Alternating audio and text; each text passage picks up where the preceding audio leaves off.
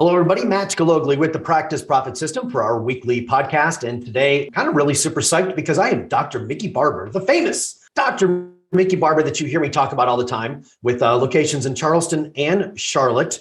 Her clinic is Better Life Carolinas. Mickey is a recovering anesthesiologist, right? Mickey, isn't that about right? That is about right, yes. And I'm very glad that I've recovered these days, for sure. Well, Mickey has a lot of great qualities aside from the fact that she's a phenomenal doctor. She's my doctor. She's helped me turn around my own lipid profile, which is pretty ugly, which we're not here to talk about that today. Thank God. But she's also, we have a common bond of our love of Louisiana, Southern Louisiana, New Orleans, and all of that since I spent 5 years down there. So for those of you that are not New Orleans Saints fans, do not hold it against Dr. B. So. Yes. All right. So Mickey, let's dive in here. I want to give people a little bit of your background. Tell everybody about what your practice is and what you do and kind of what your passion is. Because what we're going to be talking about today is not necessarily about growing your practice, but it's really about protecting your practice from the FDA. And we're just going to leave that hanging right there. But I want to give people some background about who you are and what you're passionate about before we dive into our main topic. Sure. So as you said, I was an anesthesiologist. I actually did my training at Tulane, where I did my residency, and then at Brigham and Women's Hospital. And I was on faculty at Tulane for 7 years after that. And life was kind of kicking along just fine and dandy. I moved from New Orleans back to Charleston, which is where I'd gone to college and med school, and was in my mid-40s and had two toddlers, and was working at an outpatient center and became very ill.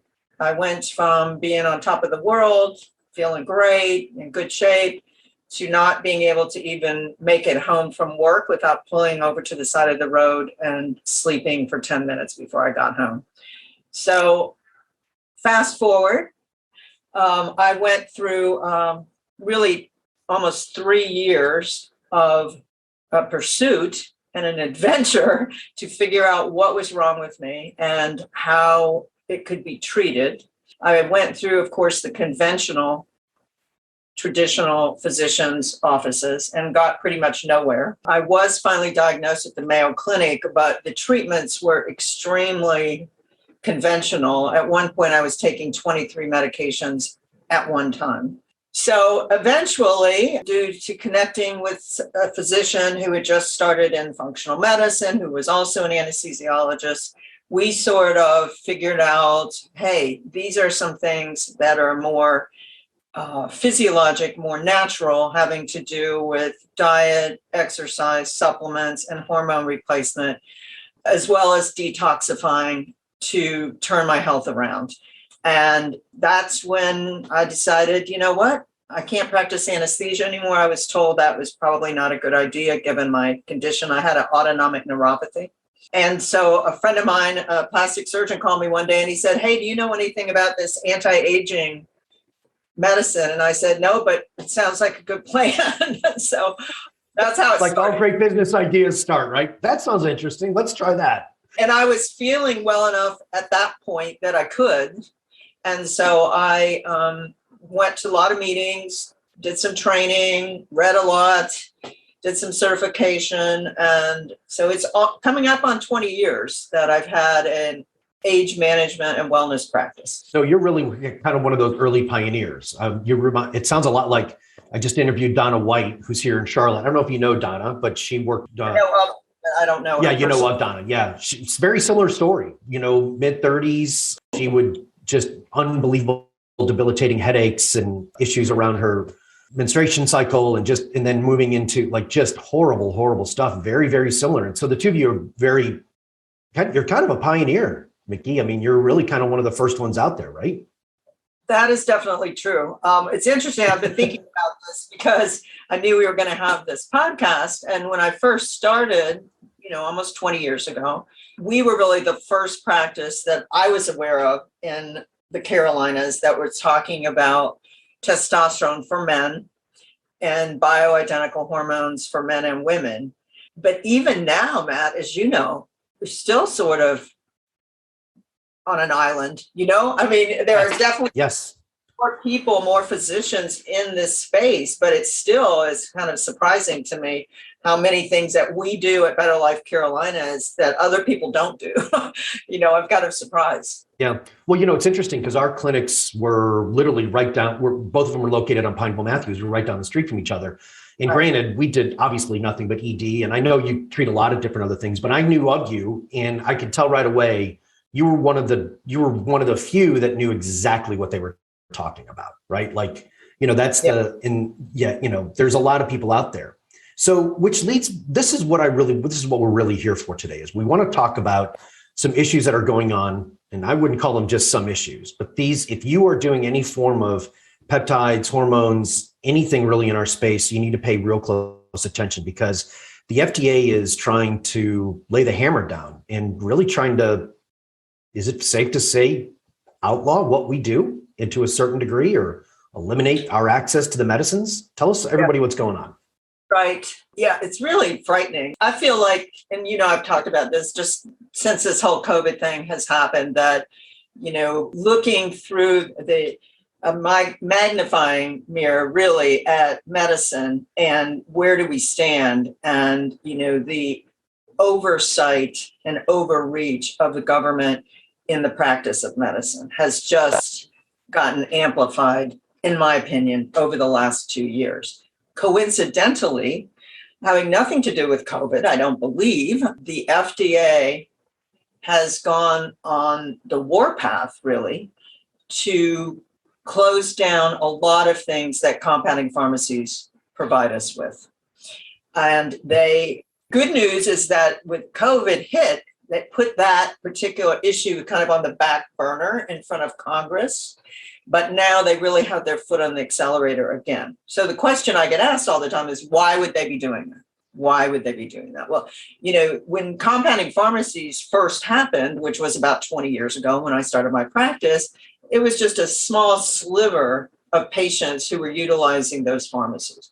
Well, it's grown so much. And these pharmacies are providing not just hormones and peptides, but, compounding things for children, for animals, for surgery centers, and really bypassing big pharma and the pharmaceutical industry, which is why the FDA, who really has an incestuous relationship, in my opinion.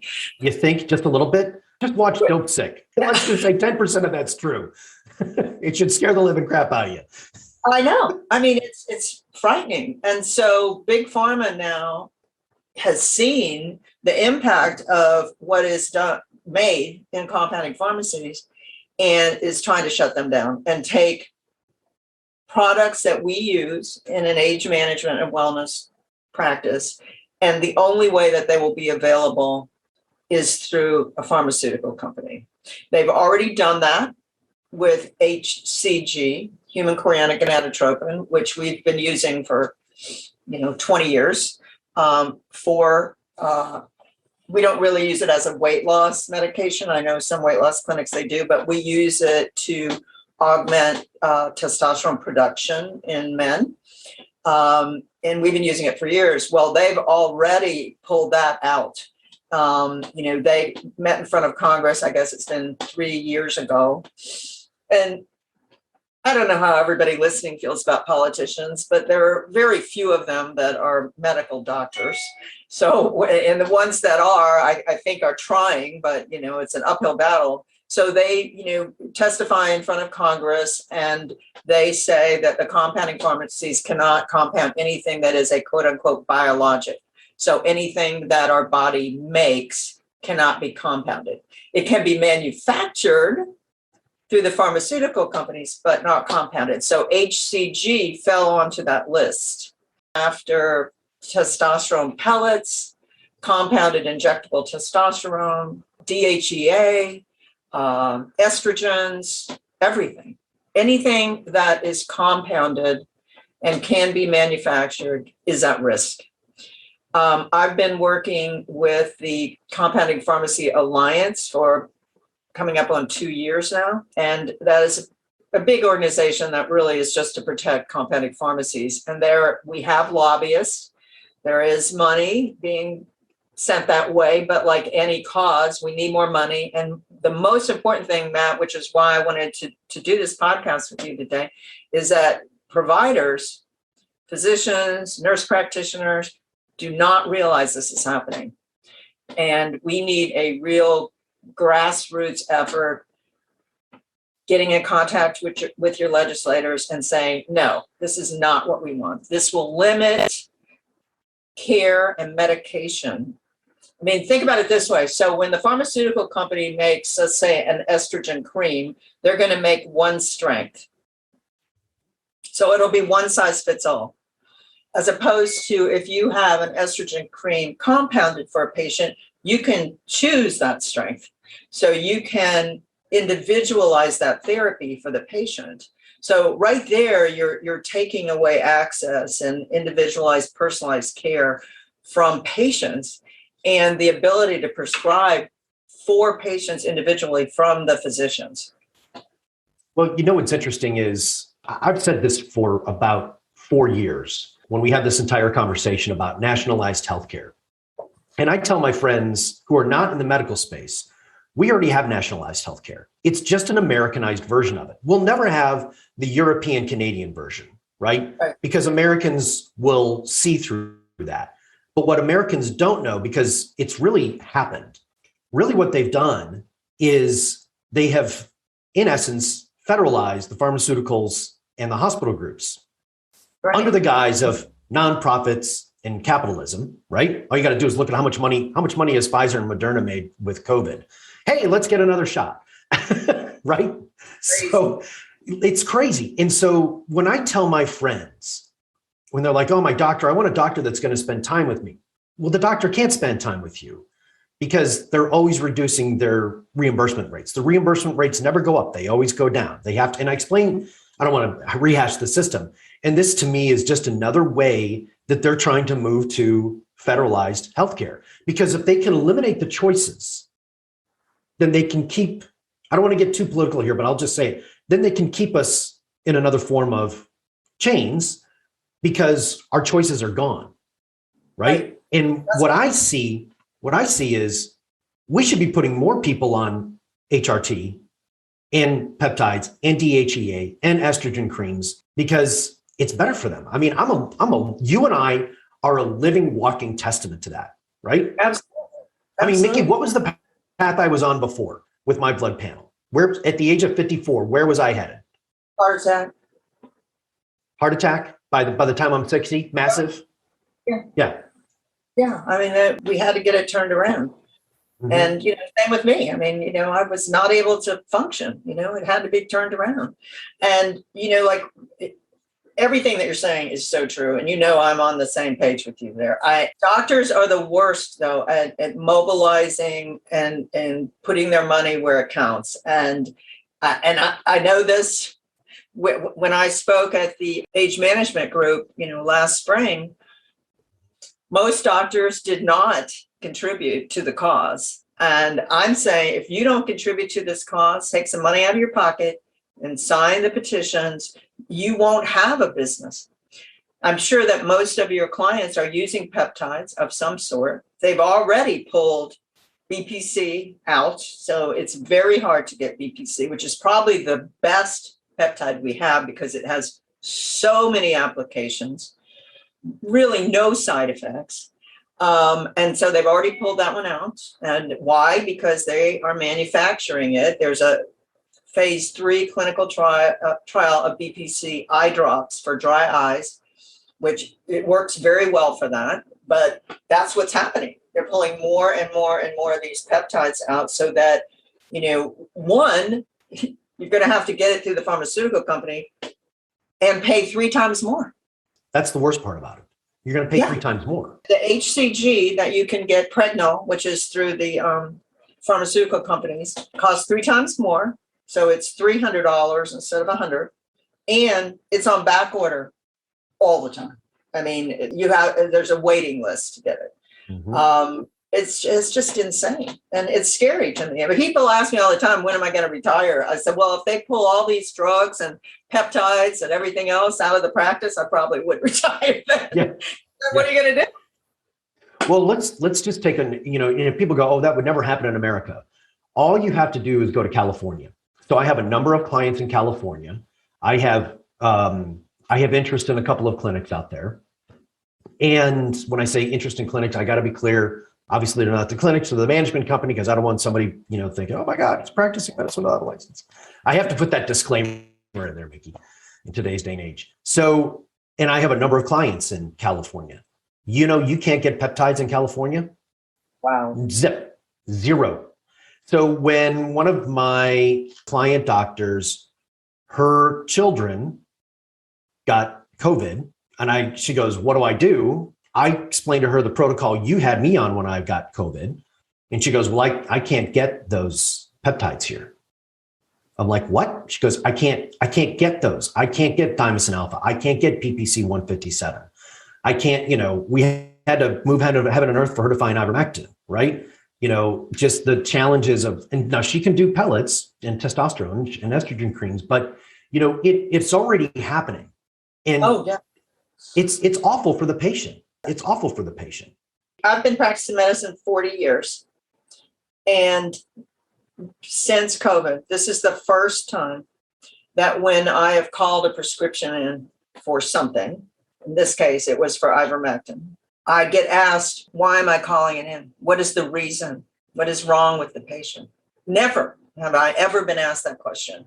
And I've asked other doctors, has anyone ever asked you why you're calling? I mean, you could call in a narcotic, an antibiotic, a blood pressure medication, a heart medication. No one asked, why were you calling this in? And my colleagues and I have gotten to the point, like, we just say, it's none of your business. I'm calling in this prescription. If you're not going to fill it, then I'm going to call my patients and tell them never to use your pharmacy. I mean, it's ridiculous. Hey, remember when you phoned in my ivermectin and they changed the dosing? You told me that, I think. That did not happen to me. Yeah. No, they changed my dosing. You called in 5 days, they gave me 3 and they cut the dose in half. Yeah. Yeah. Are you feeling better? Yeah, but I only got 3 days worth. You're like, what? I forgot that. Yeah, that's crazy. I mean, and what can we do about it, really? I mean, what are we going to do about it? I guess that's, I want to send people to compounding.com. Yeah, we're going to talk more about that. So let's talk about compounding.com and let's talk about how we can fix, because there is a major issue, without a doubt. And I agree with you. If you are doing any form of anti-aging, I don't care if it's $50, $100, you've got to get involved in this. I've told every single one of my doctors, this is not an option. You do not get to debate this. You have to do this. You have to step up. So let's talk about what we can do. Let's talk about compounding.com. Let's talk about their approach, because we all know that the laws are not made by the citizens. They're made by the lobbyists, right? Isn't that how DC works? Right. So exactly right. Well, one of the things that would be helpful, and you have my email address, if there are any physicians who really want to get more grassroots involved, meaning if you're going to A4M or any organizations and you can get in front of people, that helps a lot. I know that the Alliance for Compounding Pharmacies has a booth scheduled for the Age Management Medical Group in Miami and with A4M. But if you can get involved, and if you're giving a talk, 5 minutes of your talk, push out emails to your patients, to your database, having the compounding.com link on there so that people take action. I mean, that, to me, money and getting with your Congress, sitting down, calling them on the phone, whatever it takes, is hugely important. So with compounding.com, how does it work? So when the money goes in, so they have lobbyists, do you know how they're approaching this? Like, how are they going out and educating our congressmen and congresswomen? So what they've been doing for the past years, they have been, because it hasn't come in front of Congress yet, they've been doing kind of the prep work. So they have been meeting with staff for the legislators. They just started probably 6 months ago, a big media campaign drilling down on the people that are in Congress, educating them about, in this case, bioidentical hormones.